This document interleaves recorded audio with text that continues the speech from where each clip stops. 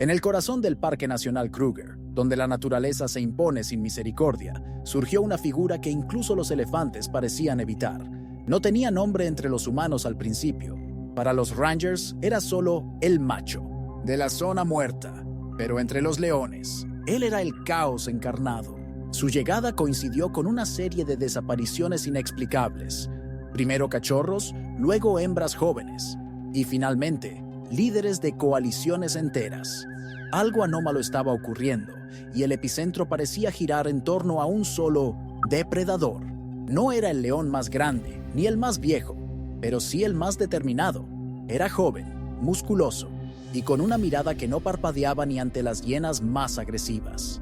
Su melena apenas comenzaba a oscurecer, pero sus actos ya hablaban de un rey en formación. Según los rastros y marcas dejadas en la tierra, se movía solo, pero sus recorridos eran calculados. Zonas de caza, puntos de agua y rutas de coaliciones rivales.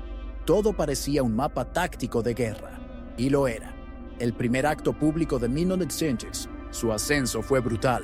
Una emboscada a un líder veterano que dominaba el centro de Kruger. Los Rangers encontraron el cadáver desgarrado junto a huellas que no pertenecían a una coalición. Solo un león, uno solo. Aquello encendió las alarmas entre los investigadores del parque. Un macho solitario había derrotado a un león. ¿En plena fuerza? La lógica decía que no, pero la lógica no reinaba en Kruger. Ahora, otro lo hacía. Los animales respondieron antes que los humanos. Las hienas empezaron a evitar ciertos caminos. Los babuinos, normalmente ruidosos, se callaban al amanecer. Y las leonas, en vez de acoger al nuevo macho, huían con sus crías. Era como si supieran lo que venía, y tenían razón. Las cámaras trampa registraron escenas escalofriantes. El león solitario cazando crías, eliminando todo rastro de descendencia anterior. No era hambre, era estrategia, era dominación. Su presencia se volvió una constante perturbadora. No rugía con frecuencia, pero cuando lo hacía, se sentía como una sentencia. Una noche, los biólogos grabaron un rugido que hizo vibrar las estructuras del campamento de observación. Un rugido que no terminaba en amenaza, sino en afirmación, como si dijera, ya estoy aquí. No tardaron en bautizarlo como el rey sanguinario de Kruger. Las coaliciones vecinas intentaron contenerlo. Hubo peleas, ataques coordinados, incluso enfrentamientos grupales. Pero él sobrevivía, a veces herido, pero jamás derrotado. Y cada vez que regresaba, lo hacía con más furia, con más inteligencia. Su patrón era claro, no compartía, no negociaba. No dejaba sobrevivientes que pudieran desafiarlo después. Poco a poco, los mapas de presencia de leones comenzaron a cambiar. Zonas antes marcadas por actividad grupal aparecían ahora vacías o bajo el control de un solo individuo. Nadie había visto algo así. Kruger, con sus vastas tierras llenas de vida salvaje, estaba siendo silenciado por un solo rugido. Este fue solo el inicio. Lo que vendría después rompería no solo las reglas de la manada, sino las leyes más fundamentales de la propia naturaleza. Si esta historia ya te ha dejado sin aliento, prepárate, porque lo peor, o lo más fascinante, está por venir. Suscríbete ahora para no perder los próximos capítulos de esta historia real e increíble. Activa la campanita y acompáñanos. ¿Crees que un solo león puede reescribir las reglas de toda una especie? Continuemos. A diferencia de otros machos solitarios que buscaban formar coaliciones o integrarse a grupos existentes, este león no mostraba ningún interés en alianzas. Cada encuentro con otros de su especie se convertía en un evento sangriento. No peleaba por defensa ni por acceso a hembras. Peleaba por control absoluto, y cuando lo conseguía, no reinaba en paz. Ejecutaba. Los cachorros eran los primeros, luego las leonas que intentaban defenderlos. Su estrategia era clara: borrar todo rastro de la genética anterior. En lugar de atraer hembras con su dominio, su presencia las dispersaba. Aquellas que no lograban escapar a tiempo sufrían las consecuencias. El rey sanguinario no aceptaba la resistencia pasiva. Las leonas que no cooperaban con su reinado eran perseguidas, heridas o directamente eliminadas. Incluso en el mundo animal, donde la crueldad es parte de la supervivencia, lo suyo parecía excesivo. Era como si, más que un león, fuera un ejecutor, con un propósito más allá de lo instintivo. Los científicos del parque empezaron a notar algo alarmante. Su comportamiento no seguía los patrones conocidos. No repetía rutas como los demás leones. Cambiaba de zona justo cuando otra coalición se establecía. Golpeaba en puntos estratégicos, como manantiales, cruces de caza o cuevas de descanso. Parecía entender el sistema social de los leones y saber exactamente cómo romperlo. Algunos llegaron a compararlo con un líder militar, no con un simple animal salvaje. Las grabaciones térmicas nocturnas mostraban un patrón. Caminaba largas distancias sin detenerse, como si supiera exactamente a dónde ir. No cazaba por azar, esperaba, estudiaba, atacaba solo cuando tenía ventaja. En una ocasión, los drones captaron cómo se ocultaba entre matorrales durante casi 10 horas, esperando que un grupo de leones se durmiera. Luego, atacó al macho dominante, en silencio, sin alertar a los demás. Cuando estos despertaron, ya era demasiado tarde. Este tipo de ataque no solo desestabilizaba la manada, destruía completamente la estructura jerárquica. Las leonas quedaban en estado de pánico y los jóvenes machos huían al primer contacto. Aquello facilitaba el dominio del rey sanguinario sin necesidad de formar ningún grupo. Para él, el aislamiento no era debilidad, era su ventaja. Gobernaba solo y parecía preferirlo así. El impacto en el ecosistema fue inmediato. La disminución de crías afectó la cadena alimenticia, reduciendo las presas disponibles. Algunas especies, como las hienas, tuvieron que migrar a zonas más seguras. Incluso los rinocerontes negros, que raramente cambian de territorio, comenzaron a evitar las rutas marcadas por el olor de este león. Era como si toda Kruger reconociera un nuevo orden y temiera desafiarlo. Aún assim, o mais perturbador não era o que ele fazia, era a forma como fazia. Com calma, com cálculo, sem pressa. Ele não matava por necessidade, mas por método. Ese método estaba funcionando. La leyenda apenas comenzaba a tomar forma, pero los humanos pronto se verían obligados a intervenir, porque un solo león estaba a punto de romper todo, o equilibrio que Kruger había conocido durante décadas. Para entender la magnitud de lo que estaba ocurriendo, los biólogos del parque comenzaron a trazar mapas de movimientos de los leones en Kruger. Lo que encontraron fue alarmante. Los territorios que antes pertenecían a coaliciones históricas, algunas con generaciones de dominio, ahora aparecían sin actividad o bajo control de un solo individuo. El patrón era claro. Allí donde el rey sanguinario pasaba, no quedaba organización social, solo silencio y cadáveres.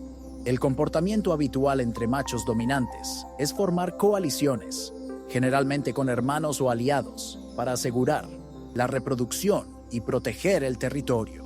Pero este león operaba al revés. Destruía las coaliciones. Su técnica era despiadada. No atacaba de frente a grupos grandes. Primero eliminaba al más débil, luego sembraba el pánico entre los monodnidodont restantes. En ocasiones, los alejaba estratégicamente del territorio antes de atacar uno por uno. No era una fuerza bruta, era una mente táctica en un cuerpo salvaje. En una noche documentada por cámaras infrarrojas, se vio cómo acechó durante horas a un grupo de 3 machos jóvenes. Esperó hasta que uno de ellos se alejó a beber. Entonces, atacó sin emitir un solo rugido. El cuerpo fue hallado al amanecer, con marcas precisas de garras en el cuello y sin signos de lucha prolongada. Los otros 2 machos no volvieron jamás a la zona. Desde entonces, ese lugar pasó a llamarse el Círculo del Silencio, entre los guardas del parque. Lo que más impresionaba a los investigadores era su capacidad de generar terror sin necesidad de contacto constante. Bastaba con que su olor impregnara la vegetación o que su silueta se viera a lo lejos para que los grupos se disolvieran. En una especie tan jerárquica como los leones, eso era equivalente a un golpe de estado continuo. Él no solo tomaba poder, anulaba toda posibilidad de competencia futura. Las leonas, por su parte, comenzaron a modificar su comportamiento. En vez de formar manadas estables, se movían en grupos temporales o incluso solas, escondiendo a sus cachorros durante semanas. Esto redujo drásticamente la tasa de supervivencia de las crías, pero también dificultaba el acceso del rey sanguinario a nuevas presas. Era un juego de resistencia, un juego que, sin embargo, él seguía ganando. Algunos guardas, testigos de estos eventos, comenzaron a describirlo como algo más que un animal. No parece tener alma, comentó uno de ellos. No gruñe, no se detiene, no se vincula. Es como si supiera que está haciendo historia y disfrutara cada segundo de ella. Una afirmación perturbadora, pero difícil de refutar ante los hechos. Y como si no fuera suficiente, los registros indicaban que estaba expandiendo su radio de acción. Lugares donde nunca se habían avistado leones solitarios comenzaban a reportar apariciones. Se movía como una sombra, iba donde quería, mataba a quien desafiaba, gobernaba por miedo. Lo que antes era una lucha territorial se estaba transformando en algo más profundo. Un reinado basado no en la fuerza colectiva, sino en la aniquilación sistemática de toda resistencia. Y en Kruger nadie parecía poder detenerlo. Tras meses de ataques sistemáticos y desapariciones inexplicables, el Parque Kruger ya no era el mismo. La atmósfera había cambiado. Incluso los turistas comenzaban a notarlo. Guías experimentados mencionaban la ausencia de rugidos colectivos. Al amanecer, algo casi ritual en la sabana. Las noches eran más silenciosas. Los senderos, antes llenos de huellas de diferentes especies, ahora solo mostraban un único rastro, grande, solitario, siempre en movimiento. El miedo se había institucionalizado y tenía un rostro. Los pocos machos que quedaban en las zonas afectadas adoptaron una estrategia nunca antes observada: evitar completamente al invasor. No se trataba solo de ceder territorio, sino de rendirse sin luchar. El rey sanguinario había generado un precedente biológico. La lógica de la selva fue alterada. Ya no se peleaba por dominar, se sobrevivía al no ser notado. Esta nueva dinámica no solo rompía con la estructura leonesa, sino que amenazaba la estabilidad de todo el ecosistema. Una noche, una de las leonas más antiguas del parque, conocida por los rangers como Mama Sekhmet, fue hallada muerta, cerca de un manantial seco. Su cuerpo no presentaba signos de defensa, no protegía cachorros, no huía, simplemente había sido eliminada. No por comida, no por competencia.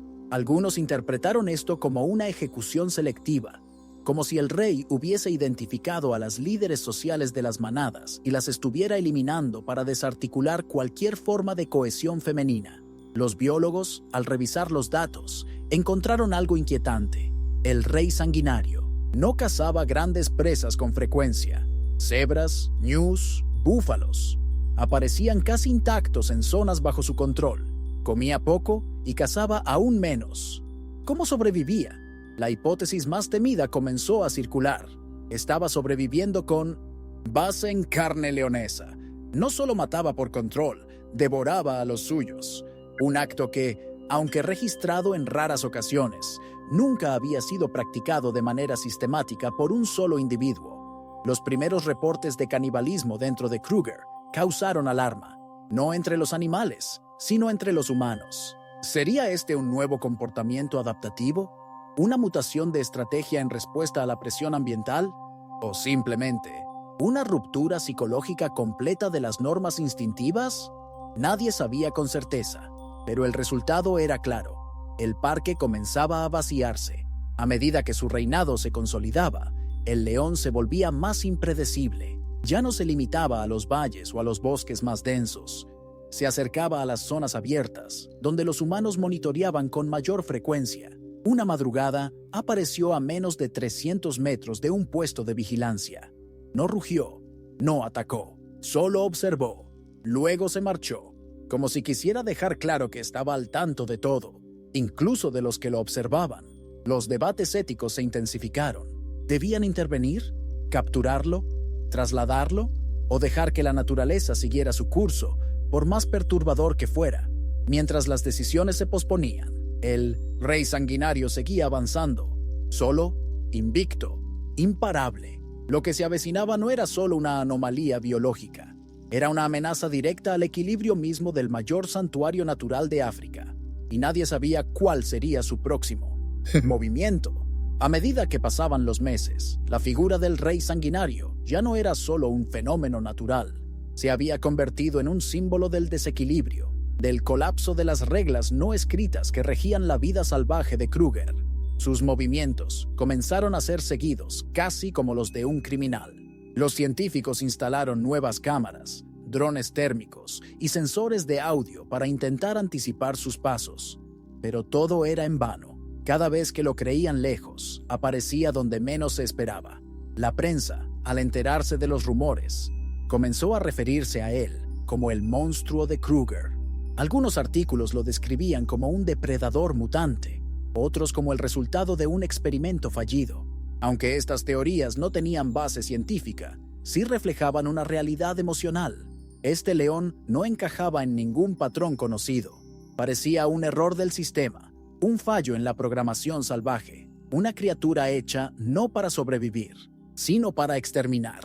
El problema, sin embargo, no era solo el miedo que inspiraba, era la consecuencia ecológica de sus acciones. Al eliminar tantas coaliciones, el balance de presas y predadores se había trastocado.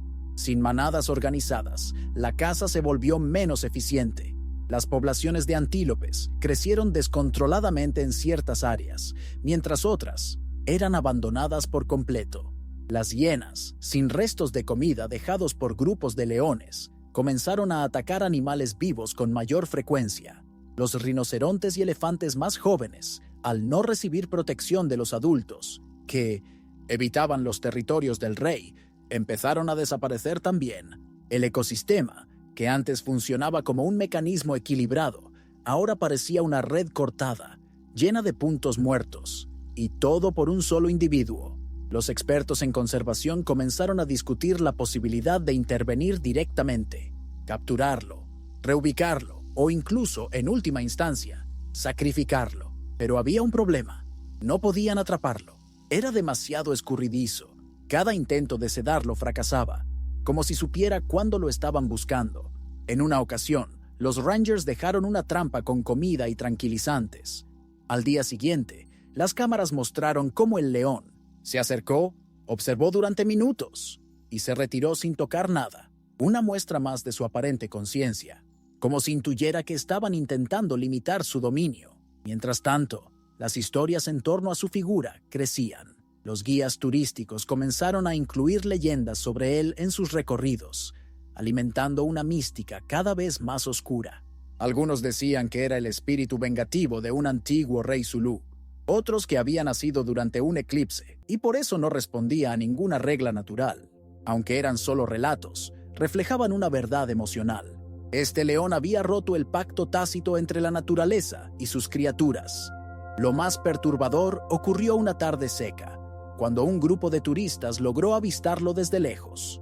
Lo observaron, caminar por una llanura vacía, sin presas, sin rivales, solo, y aún así, su presencia parecía llenar todo el paisaje. Uno de los visitantes, impactado por la escena, solo alcanzó a decir: «Ese no es un rey, es un dios de la destrucción». Y mientras el sol caía sobre Kruger, el rugido del monstruo volvía a escucharse, no anunciando su presencia, sino recordando a todos que él seguía allí, reinando, solo, y con más poder que nunca. A medida que el dominio del rey sanguinario se consolidaba, surgía una paradoja cada vez más evidente. Gobernaba un territorio inmenso, pero lo hacía en soledad absoluta. No había leonas a su lado, no había crías que perpetuaran su linaje. Las presas abundaban, el miedo reinaba, pero no existía legado. Era un imperio sin sucesión, y ese detalle, aparentemente insignificante, se convirtió en una obsesión para los biólogos del parque. ¿Por qué un macho dominante evitaría la reproducción? Lo que en otros leones sería el objetivo final, transmitir sus genes, parecía irrelevante para él. De hecho, toda leona con la que tuvo contacto terminó desapareciendo o escapando. ¿Era infertilidad? ¿Algún trauma pasado? o simplemente una negación instintiva al concepto de manada. Nadie podía afirmarlo con certeza. Pero lo que sí sabían es que su comportamiento no tenía precedentes. Ni siquiera los leones expulsados por otras coaliciones mostraban ese nivel de rechazo sistemático a la reproducción. Algunos expertos comenzaron a analizar si se trataba de una mutación evolutiva fallida, una especie de salto instintivo hacia una nueva forma de existencia felina, sin manada, sin prole, sin vínculos, solo dominación y control, como si en lugar de adaptarse al entorno, este león hubiese decidido rediseñarlo todo desde cero. Y, en su nuevo orden, la descendencia era irrelevante. Solo el presente importaba, solo su reinado. Mientras tanto, las consecuencias de su mandato seguían expandiéndose. Las leonas más jóvenes, aterradas por los registros de violencia, comenzaron a desplazarse hacia zonas periféricas, buscando refugio en áreas menos fértiles, pero más seguras. Muchas murieron por falta de alimento o agua. Las que sobrevivieron adoptaron un comportamiento inusual. Formaban pequeños grupos exclusivamente femeninos y evitaban cualquier contacto con machos. Era una nueva etapa en la evolución social de la especie, impuesta por el terror. Los guardas, conscientes del impacto a largo plazo, presionaron por medidas más drásticas. Algunos propusieron usar helicópteros para rastrearlo desde el aire. Otros plantearon aislarlo en una zona cerrada. Pero nada era sencillo.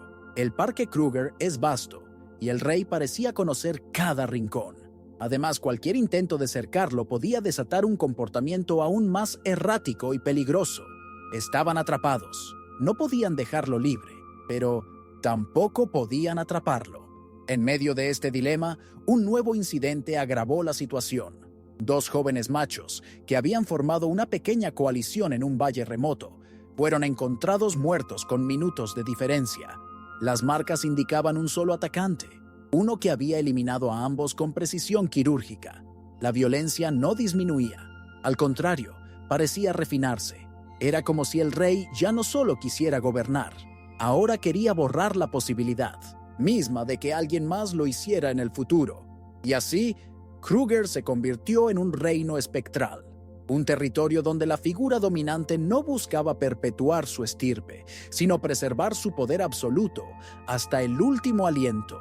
Un león que no quería hijos, que no buscaba aliados, que no dejaba enemigos con vida, un rey que no deseaba ser recordado como padre, sino como el fin de todo. A estas alturas, el rey sanguinario había dejado de ser visto como un simple animal salvaje.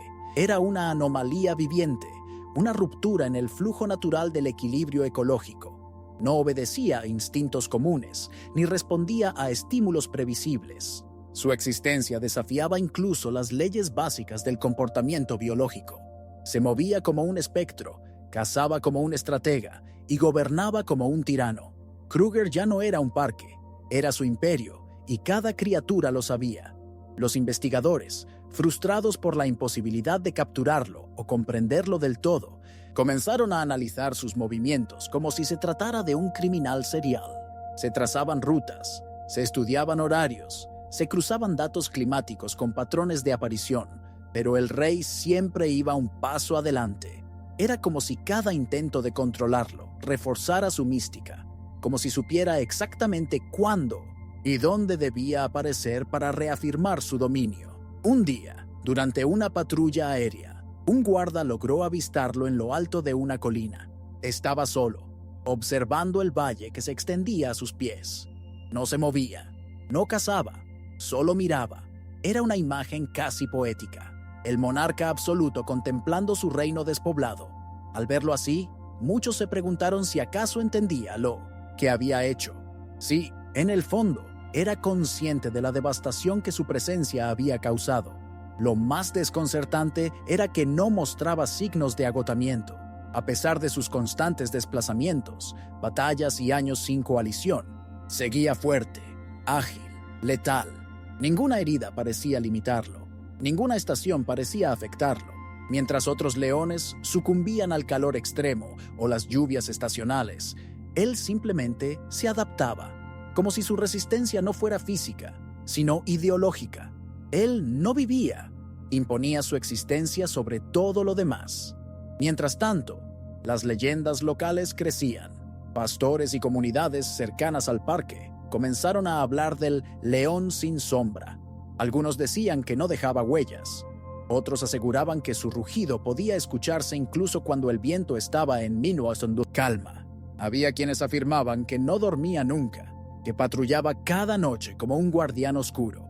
Y aunque todo sonara a superstición, los hechos alimentaban cada relato.